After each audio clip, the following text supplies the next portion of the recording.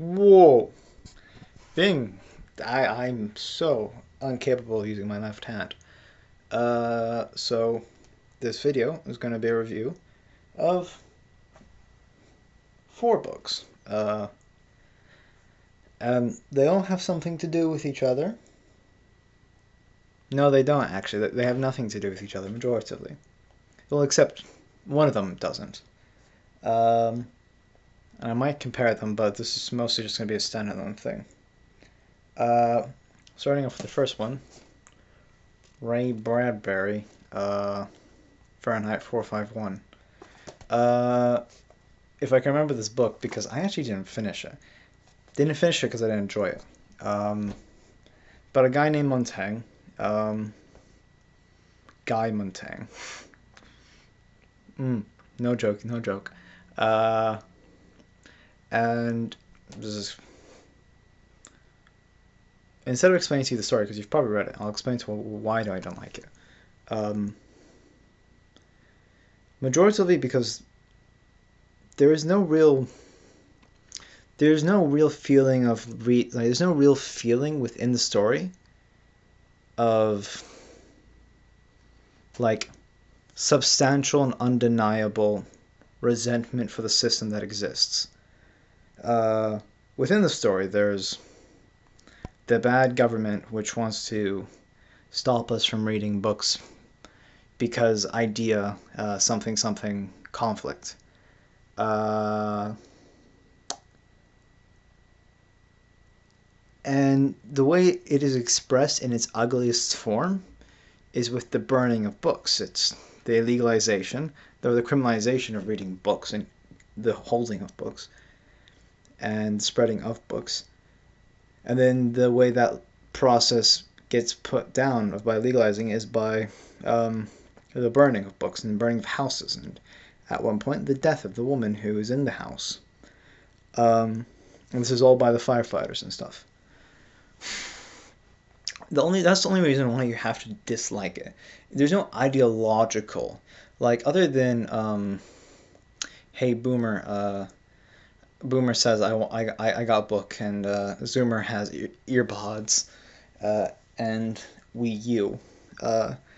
They have their friends on the Wii U online. That's why you should read books, is because those things are bad. I mean, it's a depressing world nonetheless. It's really depressing. It's like, you really want to live there. It's miserable.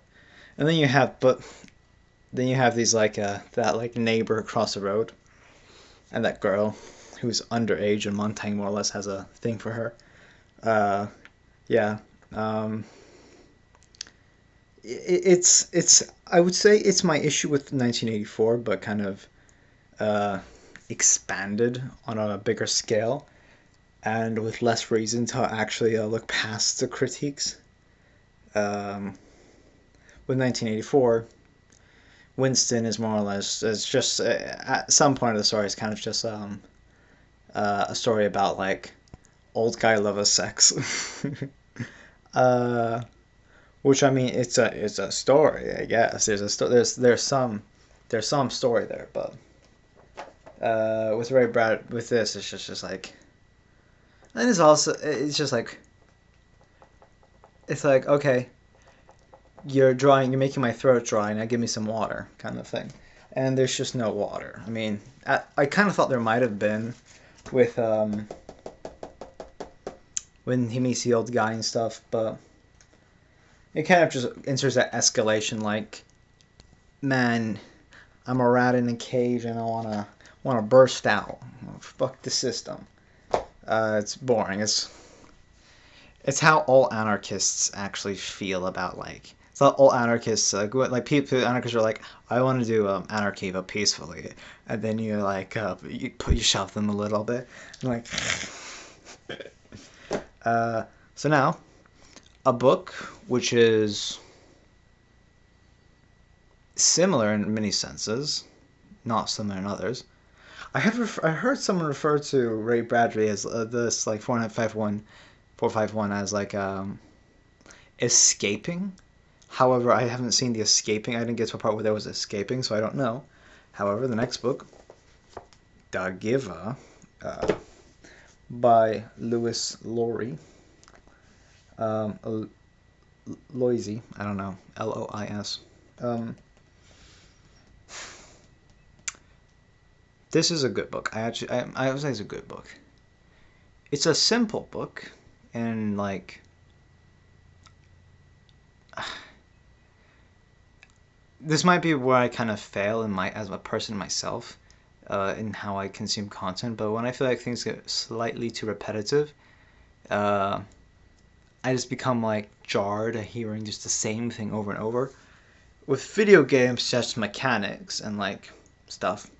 With movies, it's cinematography and just like conflict and resolution. Uh, with books, it's the nature of how you tell a story. There are a few authors I have read recently which really kind of avoided that for me. They either avoid that by content within the story, or they avoid it by content, or they avoid it by way they tell the story, and then they avoid it by both. In this case, it was content from this story, and the fact that the language was very. The book was about like thinking about language also, so it kind of like is like you want to say fuck you because this story is just so bland, but that's the entire philosophy. So like you can't say shit. But good book. I actually didn't really get to talk about it, but I'm just going to continue because I don't want to make this any longer. Another book which I haven't finished. However, I would say language-wise, it's more interesting. Content-wise, it is where it fails. That being, it became very drawn out. Ironically, this is what the book is about. The Trial by Franz Kafka. And although I say it became really drawn out and boring, it did. It's just about some old guy who's like, fuck the guys who want to get me in jail, I'm gonna fuck them up, and then I'm suffering, stumbling, and fainting, and oh no, the bowler hats are on backwards. Yeah. However, if you know anything of Kafka, I mean, the only other Kafka book I read was Metamorphosis and one of his short essays. I really like Metamorphosis was one of my favorite books. However, reflecting on after reading this, I don't know if I would have wanted to read a Metamorphosis that was any longer than it actually was. I think it ended where it should be. Because of all the suffering and all the annoyance and stuff, it can only go on so long until the thing itself becomes insufferable. And that's why I stopped reading the book. Because also the reason why I stopped the book is because I wanted to read Lord of the Rings. The Return of the King. That's the name of the last book, right? Let me check. Yeah, The Return of the King. Okay, I just wanted to make sure I wasn't like an idiot. Me judging my own intelligence on the fact I know a title of a book. And now, the fourth book, The Penultimate Truth by Philip K. Dick. Dick spelled with a C and a D. Good book. I was surprised I would like this book, not because I was wondering like, oh well, I like Philip K. Dick. At that point, I've already known he wrote Andre's Dream of Robotic Sheep at Night, i.e. Blade Runner. But I hadn't read it. I hadn't read it. I had read, I think, half of Ubik. To get you familiar, I am very new to reading in general, so I might not have tolerance other people have when reading. I might not be able to appreciate certain subtleties. So with Ubik, I kind of just got really tired of the dialogue about the old guy with white hair who visits his wife at like the not dead cemetery, where he talks to her, and she's fading, and there's like some some guy gets on the freaking, he's like Pepsi, but yeah, Uh, but I know, but I enjoyed it even nonetheless. I enjoyed Ubik, especially the dialogue within the apartment that I actually finished. Um, Penultimate Truth, it got me it got me by the balls and kind of dragged me down to the bottom of the ocean. Took all my attention. Took me 2 days to finish reading it. I know some people are like, oh, I finished a book in one day. Well, I can't read. I'm slow. But quality over quantity. Some person said, good book. If I was to give you how the book actually functions as a book, it's